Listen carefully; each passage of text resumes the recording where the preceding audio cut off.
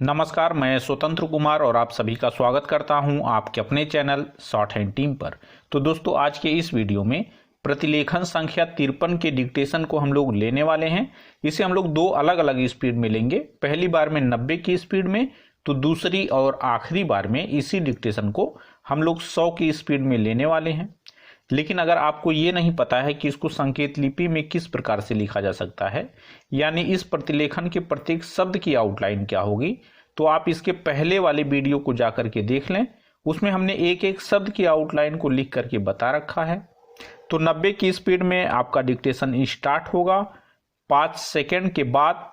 तब तक के लिए आप रेडी रहें।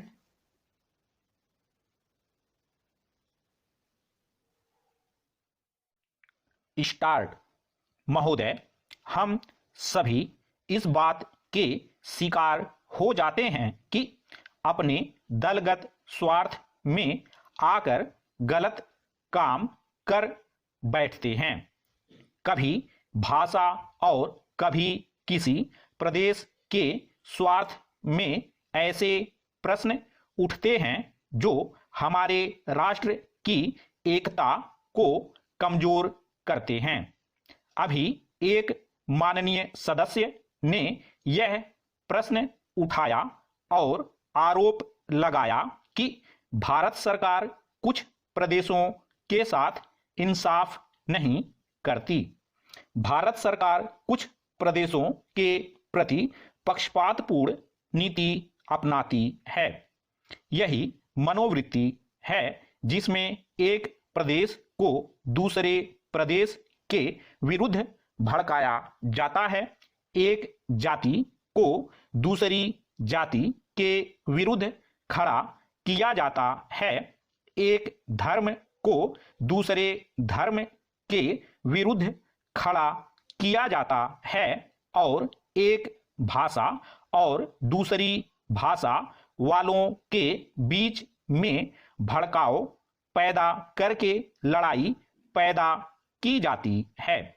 यही मनोवृत्ति है जिसको हमारे विरोधी दल के बहुत से लोग भड़का कर पैदा करते हैं। उनकी अपनी गलत नीतियों के कारण विशाल दृष्टिकोण नहीं होता है और वे ऐसे प्रश्नों को उभार कर अपना स्वार्थ सिद्ध करते हैं। स्पष्ट है कि ऐसे समस्त प्रश्नों का परिणाम हमेशा बुरा होता है। इसलिए मैं सभी राजनीतिक पार्टियों के नेताओं से अपील करना चाहूंगा कि जो प्रश्न हमारे देश के सामने हैं और जिन पर हम सबको चिंता हो रही है तथा जिनका हल निकालने की हम कोशिश करते हैं, उन तमाम प्रश्नों के ऊपर हम ठंडे दिल से विचार करें। पैरा, श्री वाजपेयी ने एक अच्छी बात कही। उन्होंने कहा कि इन प्रश्नों का हल सड़कों पर नहीं होगा। मैं भी उनसे इस बात में सहमत हूं कि इन प्रश्नों का हल प्रजातांत्रिक ढंग से ढूंढने का प्रयत्न करना चाहिए। हमें इनका हल प्रजातांत्रिक व्यवस्था के अंदर करना होगा। सड़कों के ऊपर इन प्रश्नों का हल नहीं हो सकता है। राजस्थान के अंदर जो अकाल पड़ा हुआ है और लोग मर रहे हैं, उसकी तरफ चिंता नहीं हो रही है। अब राजस्थान में जो संकट है और इस तरह के जो दूसरे प्रश्न हैं, उन पर हम लोग एक साथ बैठकर गंभीरता से विचार करें और उनका हल तलाश करें। खाली इस तरह से आरोप लगाने से और उपदेश देने से काम नहीं चलेगा।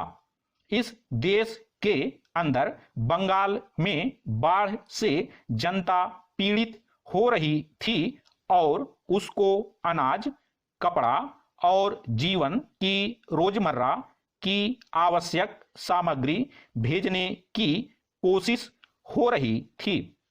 स्टॉप।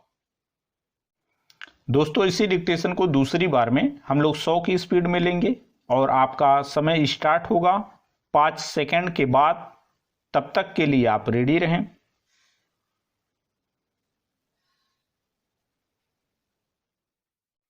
स्टार्ट। महोदय, हम सभी इस बात के शिकार हो जाते हैं कि अपने दलगत स्वार्थ में आकर गलत काम कर बैठते हैं। कभी भाषा और कभी किसी प्रदेश के स्वार्थ में ऐसे प्रश्न उठते हैं जो हमारे राष्ट्र की एकता को कमजोर करते हैं। अभी एक माननीय सदस्य ने यह प्रश्न उठाया और आरोप लगाया कि भारत सरकार कुछ प्रदेशों के साथ इंसाफ नहीं करती। भारत सरकार कुछ प्रदेशों के प्रति पक्षपातपूर्ण नीति अपनाती है। यही मनोवृत्ति है जिसमें एक प्रदेश को दूसरे प्रदेश के विरुद्ध भड़काया जाता है, एक जाति को दूसरी जाति के विरुद्ध खड़ा किया जाता है, एक धर्म को दूसरे धर्म के विरुद्ध खड़ा किया जाता है और एक भाषा और दूसरी भाषा वालों के बीच में भड़काव पैदा करके लड़ाई पैदा की जाती है। यही मनोवृत्ति है जिसको हमारे विरोधी दल के बहुत से लोग भड़का कर पैदा करते हैं।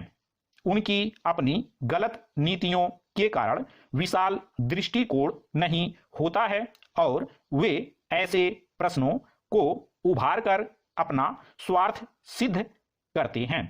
स्पष्ट है कि ऐसे समस्त प्रश्नों का परिणाम हमेशा बुरा होता है।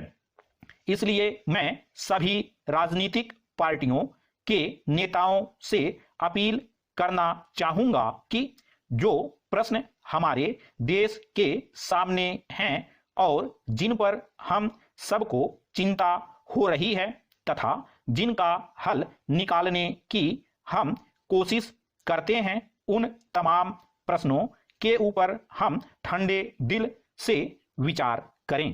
पैरा। श्री वाजपेयी ने एक अच्छी बात कही। उन्होंने कहा कि इन प्रश्नों का हल सड़कों पर नहीं होगा। मैं भी उनसे इस बात में सहमत हूं कि इन प्रश्नों का हल प्रजातांत्रिक ढंग से ढूंढने का प्रयत्न करना चाहिए। हमें इनका हल प्रजातांत्रिक व्यवस्था के अंदर करना होगा। सड़कों के ऊपर इन प्रश्नों का हल नहीं हो सकता है। राजस्थान के अंदर जो अकाल पड़ा हुआ है और लोग मर रहे हैं, उसकी तरफ चिंता नहीं हो रही है। अब राजस्थान में जो संकट है और इस तरह के जो दूसरे प्रश्न हैं, उन पर हम लोग एक साथ बैठकर गंभीरता से विचार करें और उनका हल तलाश करें। खाली इस तरह से आरोप लगाने से और उपदेश देने से काम नहीं चलेगा। इस देश के अंदर बंगाल में बाढ़ से जनता पीड़ित हो रही थी और उसको अनाज, कपड़ा और जीवन की रोजमर्रा की आवश्यक सामग्री भेजने की कोशिश हो रही थी। स्टॉप।